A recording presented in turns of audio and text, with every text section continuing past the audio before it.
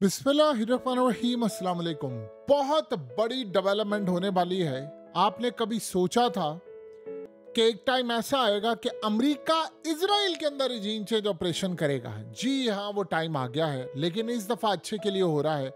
बहुत बड़ी विक्ट्री हासिल होने वाली है, बहुत बड़ी विक्ट्री हासिल होने वाली है, और ट्रंप के लिए खतरा भी है। डोनाल्ड ट्रंप नेतन्याहू को ओहदे से हटाने जा रहा है। नेतन्याहू को परमानेंटली प्राइम मिनिस्टर के ओहदे से और सियासत से मुकम्मल तौर पर डिसमिस करने के लिए जा रहा है। और ये गेम प्लान क्या है, ऐसा क्यों होने वाला है और किस तरह होगा, कब होगा, और इस सूरत हाल में ट्रंप ने जो वार्निंग जारी की है उसके बाद का मामला क्या है?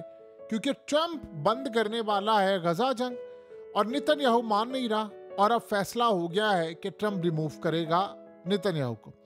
ये जो शख्स आपकी स्क्रीन पर आ रहा है, इसका नाम है यशिफ। ये बहुत ही बड़ा प्रोफेसर है, इजराइल की यूनिवर्सिटी में पढ़ाता है, दुनिया भर में इसको माना जाता है।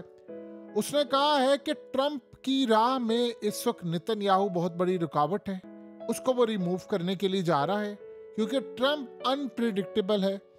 उसने कहा कुछ कहा नहीं जा सकता कि क्या सूरत हाल है, लेकिन मैं आपको बड़ा क्लियरली बता रहा हूं कि ट्रंप ने यह फैसला किया है कि इजराइल को एक धेला एड नहीं देनी उन्होंने, क्योंकि 18 बिलियन डॉलर्स की पिछले एक साल में सिर्फ एड दी है, पैसा बाकी वो चीजें छोड़ दे। उसने कहा इस सूरत हाल में असल में ट्रंप ने कहा है कि जंग बंद करनी है, और ये जंग बंद नहीं करे। उसने कहा मैंने अमरीकी जो टैक्स पेयर का पैसा है मैंने इसराइल को नहीं देना, लिहाजा ना मैंने यूक्रेन की जंग अब रखनी है ना इसराइल की। और इस सूरत हाल में मिडिल ईस्ट में खास तौर पर जो उसके बड़े करीबी हैं, जिसमें मोहम्मद बिन सलमान और यानी सऊदी अरब है, वो भी चाह रहे हैं कि जंग बंद हो। इस सूरत हाल में अब वो चाह रहे हैं कि सऊदी अरब के साथ एक डील फाइनलाइज हो जाए कि वो तस्लीम करे इसराइल को। और मोहम्मद बिन सलमान कह भी चुके हैं, क्योंकि उन्होंने कहा है कि मैं तभी डील करूंगा जब दो रियासी फार्मूला होगा कि इसराइल भी हो और फ़लस्तीन भी हो, उसका क़याम हो। इसके अलावा मैं ये काम नहीं करने वाला अब्राहम अकॉर्ड के तहत। सो इस सूरत हाल में उन्होंने कहा है कि अब दो रास्ते हैं। पहला रास्ता ये है जो होने के लिए जा रहा है कि असल में जो राइट विंग है नेतन्याहू के जो इत्तेहादी हैं, उनको मुकम्मल तौर पर एक ऑर्डर आएगा अमेरिका की जानिब से, ट्रंप की जानिब से, यानी वो लाइन में लग जाएंगे। उसका क्या मतलब है कि वो अदम एतमाद देंगे या उसकी गवर्नमेंट के नंबर्स खत्म हो जाएंगे, अदम एतमाद आ जाएगी और नेतन्याहू का खेल खत्म। और इस सूरत हाल के अंदर वो कह रहे हैं कि इंटरेस्टिंग मामला यह है कि सऊदी अरब भी चाहता है कि नेतन्याहू को फारिग किया जाए। अब आप ये सोचें कि इस सारे मामले पर जो नेक्स्ट सूरत हाल है, उसने कहा कि उसमें ये है कि वो पैसा बंद करेंगे फाइनेंस के हवाले से, जिससे नेतन्याहू ऐसे ही फारिग हो जाएगा। अब आप इमेजिन करें कि ट्रंप ये काम करने के लिए जा रहा है, ये कितना बड़ा काम होगा। असल में ट्रंप का फॉर्मूला क्या है? ट्रंप ये कह रहा है नेतन्याहू और इन सबको, उसने पहले ही कहा था मेरे ऑफिस में आने से पहले पहले काम करो।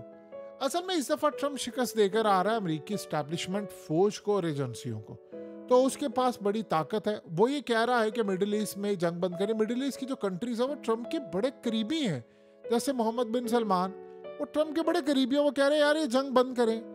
देखिए मिडिल ईस्ट में जंग बंद होगी, उनका विजन है 2030, उन्होंने अपने मुल्क को आगे लेकर जाना है, इन्वेस्टमेंट लानी है। आप इस वक्त अंदाजा करें कि चाइना के अंदर जितने लग्जरी ब्रांड्स हैं उनकी सेल ड्रॉप हो गई है। यानी चाइना के अंदर, चाइना बहुत बड़े उनके जो कस्टमर्स हैं, चाइना के जो कस्टमर्स हैं वो खरीदते हैं लग्जरी ब्रांड, लुई विटॉन से लेकर बर्बरी, दुनिया भर के लग्जरी ब्रांड्स वो खरीदते हैं। अब आप इमेजिन कर लें कि फिर मामला क्या है। फिर मामला ये है कि वहाँ पर सेल ड्रॉप हुई है क्योंकि दुनिया में इकोनॉमिक स्लो डाउन हुआ है, और ये जो मिडिल ईस्ट की जंग, यूक्रेन की जंग, ये वो, इसका बराह रास्त कारोबार पर असर पड़ रहा है। इन्फ्लेशन बढ़ रही है, महंगाई बढ़ी है। जाहिर सी बात है यूक्रेन की जंग है, तेल की कीमतें आसमान पर है, तेल डाउन होगा, महंगाई कम होगी, दुनिया में महंगाई बड़ी ज़्यादा है। तो इस सारी सूरत हाल के अंदर मामलात ये हैं। तो आप यहाँ से अंदाज़ा कर लें, अगर चाइना का इकोनॉमिक स्लो डाउन होता है, बैंकरप्सी वहाँ की कंपनियों की होती है, तो पूरी दुनिया तो अपनी तबाही के लिए तैयार है। और ये बात सबको पता चली क्योंकि वर्ल्ड जो है वो लिंक्ड है पूरा। एक मुल्क में जंग होती है, पूरी दुनिया पर उसका असर पड़ता है। अब पाकिस्तान का या चाइना का या बाकी ममालिक का यूक्रेन की जंग से क्या लेना देना, लेकिन आप देखें महंगाई रूज पर है। क्योंकि तेल महंगा हुआ तो बहुत सारी चीज़ें, हमें तो खैर IMF ने ही मार दिया है, हम तो बाकी बातें क्या करें। अब आप ये सोचें कि अगले मरहले पर क्या होने वाला है, कि ट्रंप ये कह रहा है कि मिडिल ईस्ट में मैंने अमन लेकर आना है, नेतन्याहू उसकी राह में रुकावट है, तो नेतन्याहू को फारिग करें। नेतन्याहू को फारिग करेंगे तो अमन आ जाएगा, क्योंकि वो एक वाहिद है जो जंग असल में चाह रहा है कि हो। देखिए, सबसे बढ़कर बात यह है कि इजराइल के अंदर एक लॉबी जो है वो ट्रंप के साथ खड़ी है, आर्मी चीफ भी है, वो भी खड़ा है, वो कह रहा है कि भाई ये जंग बंद करे। वो बज़ाहिर तो आपको नजर आ रहा है कि नेतन्याहू की बात मान रहा है, फलाना करे, लेकिन इस सारे मामले पर खत्म करना पड़ेगा मामला। अब आप ये सोचें कि नेतन्याहू इस वक्त, ट्रंप ये समझता है कि वो डायरेक्टली रिस्पॉन्सिबल है पूरे वर्ल्ड की तबाही के, वो दुनिया के अंदर तीसरी खतरनाक तरीन वर्ल्ड की जंग छेड़ने के लिए जा रहा है। तो वो कह रहे हैं कि जो इसराइल की हिस्ट्री का क्राइसिस है, जिस तरह इसराइल की फौज नाकाम हो रही है लिबनान के अंदर, और जिस तरह तारीख में उसके खिलाफ बड़ी तबाहकुन सूरत हाल सामने आ रही है, लोग, वर्ल्ड, ममालिक उससे बहुत ज्यादा नफरत का शिकार हो रहे हैं। सो लिहाजा अब चूंकि वो बर्डन बन चुका हुआ है पूरी दुनिया के ऊपर, जंगे, तबाही, बर्बादी, तो इसराइल के अंदर भी इस्टेब्लिशमेंट का एक हिस्सा, इसराइल के अंदर आम लोग सारे कह रहे हैं यार बंद करें। तो नेतन्याहू की अब कुर्बानी लाजिम हो चुकी हुई है, यानी अब उसको फारिग करने की तैयारी है। और नेतन्याहू, ट्रंप ये समझता है कि नेतन्याहू के कभी भी कोई स्ट्रांग लीडर नहीं था, सो लिहाजा उसने तो सिर्फ अपनी झूठे वादों से इधर से उधर से मामला से करके चीजों को संभाला। आप एक और भी बात ज़हन में रखिएगा, पिछली दफा जब 2020 में ट्रंप ने कहा था कि मुझे हरवाया गया है, जाहिर सी बात है एजेंसी और मामला जो थे उन सब की जानिब से, तो उसने नेतन्याहू को कहा कि तुमने स्टैंड लेना है मेरे लिए। नेतन्याहू ने इनकार किया था, उसने बाइडेन को असल में कॉल कर दी थी और मुबारकबाद दे दी थी।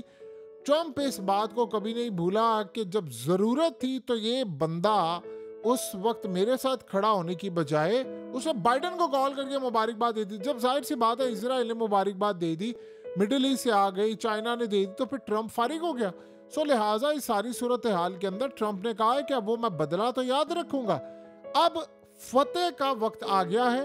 तो मिडिल ईस्ट की कंट्रीज ने ट्रंप को कहा है, वो बहुत ज्यादा करीब है, उन्होंने कहा कि फारिग करो इसको, इसकी वजह से जंग छिड़ रही है, 2 स्टेट सोल्यूशन रखो, लिबनान में भी जंग बंद करो, फलाना करो, ईरान भी ठंडा हो जाएगा, लिहाजा हम अपने अपने ममालिक में तरक्की की राह रखेंगे। क्योंकि वो कह रहे हैं कि हमने जो नया यूरोप बनाना है वो मिडिल ईस्ट है, मिडिल ईस्ट फ्यूचर है दुनिया का, वहां पर अमन है, दुनिया आ रही है। अब आप सोचे ट्रंप ने क्या किया है, ट्रंप ने, यूरोपीय यूनियन ने डिमांड की कि आप यूक्रेन को दें पैसा, उसने कहा मैंने अब कोई पैसा नहीं देना।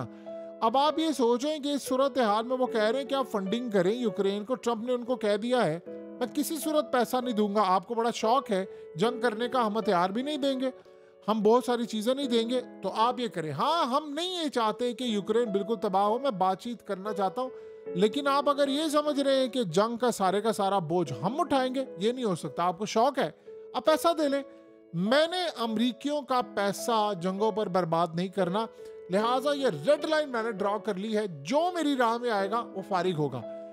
आप इस सारे मामले पर समझ लें कि ट्रंप इस दफा कश्तियां जलाकर आ रहा है, और नेतन्याहू को देखिए आसरा था अमेरिका का, ट्रंप अगर खड़ा तो ट्रंप भूलता नहीं है, ये आप ज़हन में रखिएगा, भूलने वालों में से वो नहीं है। उसने 2 काम करने, उसने एक तो अमेरिका की एस्टैब्लिशमेंट को छोड़ना नहीं है, और दूसरा उसने नेतन्याहू को नहीं छोड़ना। देखिए उसने कहा मैंने जंग बंद करनी है। आप इस बात को समझिए, स्विंग स्टेट्स में मुसलमानों के वोट की, आज अगर ट्रंप प्रेसिडेंट है, लोगों को बात थोड़ी समझ आ जाए तो ये बात बड़ी अहम होगी। ट्रंप अगर जीता है तो स्विंग स्टेट्स की वजह से है। ये स्विंग स्टेट्स में क्या है, 200 से ज्यादा इलेक्टोरल वोट्स होते हैं वहां पर, यानी अब ट्रंप ने अगर 300 प्लस लिए हैं तो 200 स्विंग स्टेट्स में से। अब स्विंग स्टेट्स क्या है, वहां पर इतना टाइट मुकाबला था, इतना टाइट मुकाबला था कि अगर मुसलमान ट्रंप को वोट ना देते तो ट्रंप ये सारी स्वीप कर गया स्टेट्स, तो वो वहां से जीतना पाता, यानी तकरीबन 170 से 200 के करीब इलेक्टोरल वोट्स होते हैं वहां पर। तो ट्रंप को वादा वहां पर ये किया गया था कि आपने गजा जंग बंद करवानी है, और ये बात उसको पता है कि 2 साल बाद दोबारा यहाँ पर सेनेट के इलेक्शन होने हैं, जो मिड टर्म इलेक्शन है या दूसरे होते हैं उसने भी होने हैं, वहां पर इलेक्शंस होंगे, तो ये ना हो कि अभी हाउस की मेजोरिटी मेरे पास है, पॉपुलर वोट मेरे पास है, चीजें हैं, तो हम यहाँ से हाथ ही ना धो बैठे। तो लिहाजा लोग वॉच करें। और उसको ये नेतन्याहू पसंद भी नहीं है, तो उसने कहा कि भाई इसको मैंने फारिग करना है। सो अब तो आप सोच रहे हैं इसराइल के अंदर से आवाजें उठ गई हैं, ये मामला बड़ा क्लियर होने जा रहा है, गेम उलटने वाली है, नेतन्याहू का खेल खत्म होने वाला है और ये ज्यादा देर मामला नहीं चलता। देखिए, या तो फिर आप ट्रंप के खिलाफ कोई इकदाम कर ले तो चले, समझ आती है। वो बंदा आ रहा है अक्सरियत के साथ और उसने होमवर्क करके वो आ रहा है, बड़ी क्लियर सी बात है। उसने सिंपल सी बात कही है कि उसके बाद ये मैं मामला खुद देखूंगा। फिर अब या तो नेतन्याहू रहेगा या फिर कोई और रहेगा, और नेतन्याहू से वैसे भी उनकी फौज भी तंग है, बहुत सारे लोग भी तंग हैं और अब उसका खेल खत्म हो चला है।